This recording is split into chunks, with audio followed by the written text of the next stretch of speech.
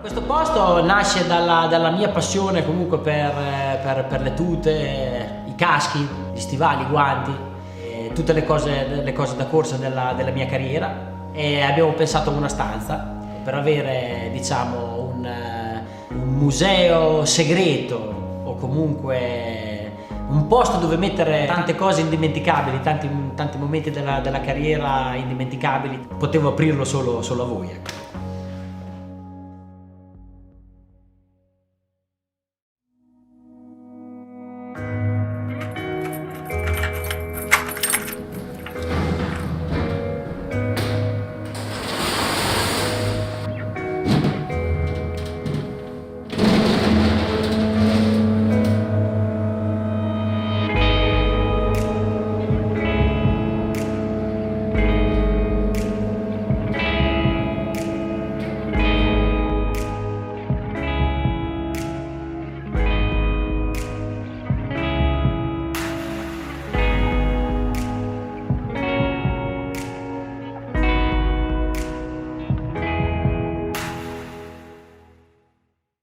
L'idea di fare il casco speciale e di comunque voler trasmettere qualcosa tramite la grafica del casco, e quindi casco speciale per il Gran Premio d'Italia, per il Mugello, poi dopo in un secondo momento anche per Misano, ma anche caschi speciali per le vittorie del mondiale.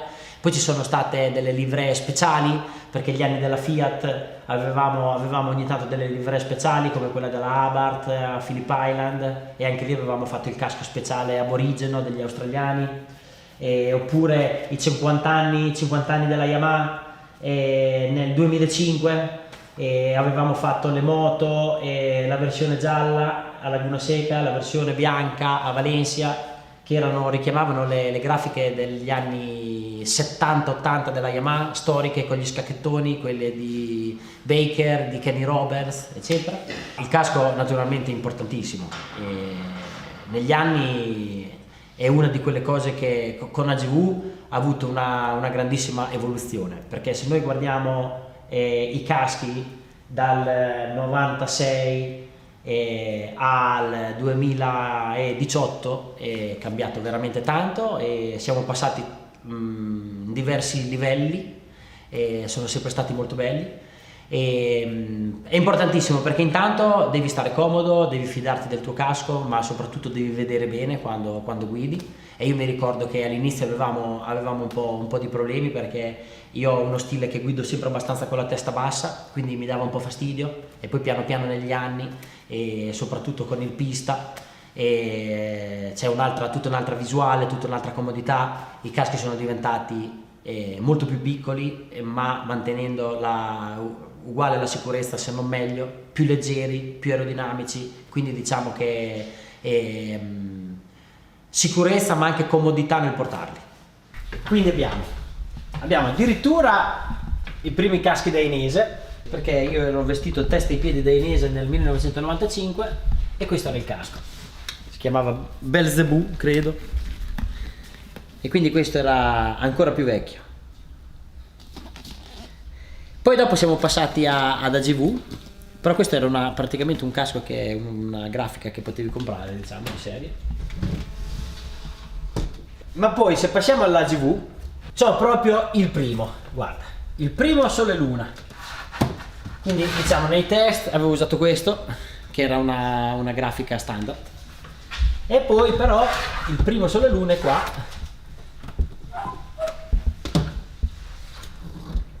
Tac, questo era il primo Sole Luna proprio del 1996, fatto da Aldo Drudi, e con il primo disegno del Sole Luna, usato nella prima gara del mondiale, ecco. E comunque era già un casco che diceva la sua, con la visiera che si staccava a mano, ecco. Però questo qui c'ha 22-23 anni, ecco. Allora, qui abbiamo un altro casco che è molto importante, perché questo è quello della vittoria del mondiale con la 500, vedi c'è scritto. Questo è il casco campione del mondo con la 500, e questo era però sempre lui come modello. e però avevamo cambiato la grafica, diciamo. E questo è campione del mondo 2001 classe 500. Tac, tac. Invece dopo abbiamo cambiato casco e siamo passati al Titec. Questo è un casco storico per me, perché intanto avevamo cambiato modello, e questo quando è uscito era veramente bello, nel 2003. E poi questa è stata la grafica Sole e Luna più vittoriosa, perché l'ho usata nel 2003, 2004 e 2005 e praticamente è imbattuto questo casco, nel senso che l'ho usato 3 anni e 3 anni ho vinto il mondiale, 1 con la Honda e 2 con la Yamaha, quindi il casco più vittorioso di tutti, diciamo, ed è anche secondo me uno dei più belli. Infatti quello che ho adesso, diciamo, è simile, quindi questo è un casco molto importante. Questa caduta Donington all'ultimo tornantino, e qui avevo dato una bella testata, sì.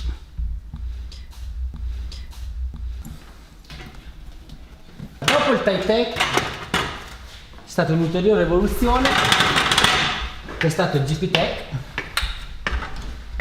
e anche questo è un grande casco con tanti ricordi. 2008, e anche questo è una grande grafica che poi si chiamava Five Continents, se non sbaglio, e questo è il GP Tech, e con questo abbiamo fatto un bel passo avanti. Questo è un casco veramente bello anche da usare, e molto aerodinamico, cominciava a andare la forma a goccia, molto più leggero dell'altro, molto più piccolo, e questo era veramente bello.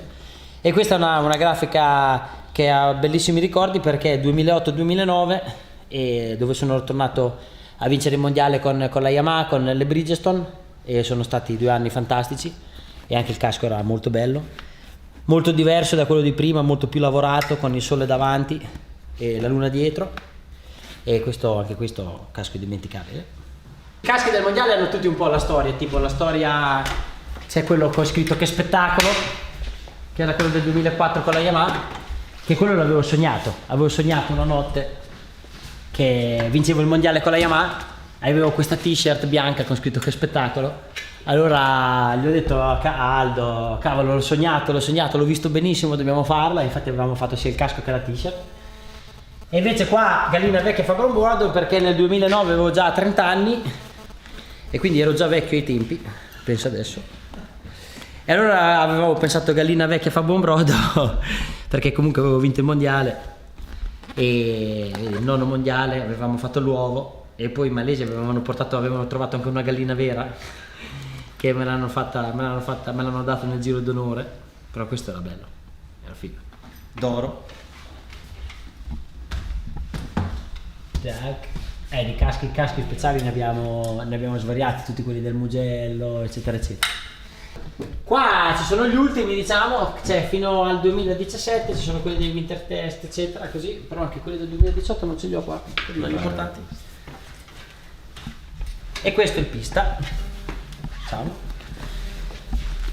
che è stato introdotto 2012-2013 ed è ancora un casco molto moderno adesso, perché è molto più piccolo, molto più leggero, e una visuale molto più importante, molto più larga. Infatti quando l'ho provato la prima volta ho detto che era come passare dalla televisione al cinema perché vedi molto meglio sia lateralmente che sopra, e tutto aerodinamico, leggerissimo, veramente bello da usare questo casco, e che ancora dopo anni è comunque uno dei più belli, fino ad arrivare all'ultimo nato, che è questo, l'ultimo modello del pista, il GPRR, che è il casco che sto utilizzando adesso. Quindi il pista, come abbiamo detto, è un casco che è nato alla fine del 2012 e da lì ha avuto diverse evoluzioni, e abbiamo lavorato moltissimo per diminuire il peso e diminuire le dimensioni, ma senza perdere la sicurezza, perché infatti ha passato anche le ultime regole strettissime della FIM, l'ultima omologazione della FIM, quindi si può usare per la MotoGP, quindi diciamo che è il top. e non solo piccolo e leggero quando si tiene in mano, ma soprattutto è stato fatto un gran lavoro per essere confortevole quando vai in moto anche alle alte velocità, quindi avere una buonissima efficienza aerodinamica con tutte le pinne e gli alettoni dell'ultima generazione per avere la testa molto stabile mentre vai, e anche come frontalmente per non subire troppo l'aria, soprattutto quando vai forte, per evitare che il casco ti spinge sulla faccia. E poi c'è il Camelback, che quindi ti puoi sentire veramente come un pilota della MotoGP, che puoi bere anche mentre vai o se fai viaggi lunghi. E poi abbiamo lavorato tantissimo per l'antiappannamento, perché tante volte con la MotoGP è una situazione un pochino estrema, perché la moto butta su tanto caldo e quindi tante volte il casco si appanna, soprattutto se c'è il tempo brutto. Ma qui è stato rifatto tutto l'interno per avere sempre una buona visuale, quindi delle prese d'aria migliori e un sistema che porta via l'aria calda, diciamo, e quindi puoi sempre vedere benissimo.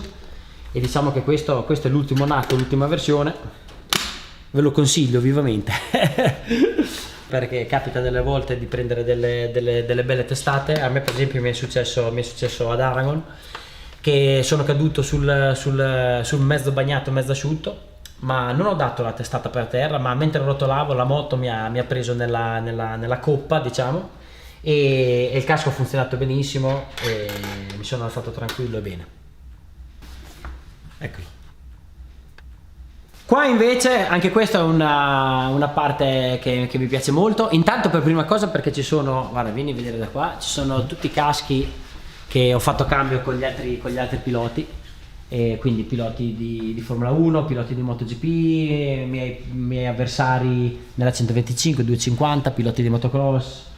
Ho anche un casco di Senna, che però vabbè, quello non me l'ha dato lui, però ho il casco di Mansell, ho il casco di Schumacher, ho il casco di Massa, ho il casco di Busch che corre con la NASCAR, e poi ho un sacco di caschi di crossisti forti. C'è il casco di McGrath, Carmichael, Stefan Evers, Ernesto Fonseca, Chad Reed, che è un mio amico, e poi tutti i caschi sotto dei piloti che hanno corso contro di me: Manacco, Arada, Okada, Aga, Abe, Gibernau, Doriano Romboni, Mamola, Angel Nieto, Pasini, e poi ho adesso anche quello di Pedrosa che aggiungerò. E poi questo è la parte dedicata ai guanti. E i guanti sono la cosa più fine, dove si gioca più di filo, perché naturalmente il guanto deve essere molto molto protettivo, ma allo stesso tempo anche molto comodo, ecco. Quindi si parte dai guanti molto vecchi.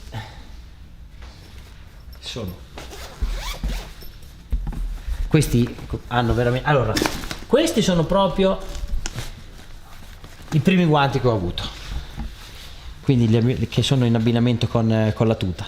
E però guardate che, no, tutti di pelle, vabbè, adesso questi un pochino cominciano ad avere una ventina d'anni, sono anche un pochino stanchi, però durante gli anni c'è stata un'incredibile evoluzione, passando con l'uso del carbonio per proteggere meglio le mani, ma siccome che la mano è molto importante, devi avere la sensibilità e la comodità, come quasi suonare il piano, no?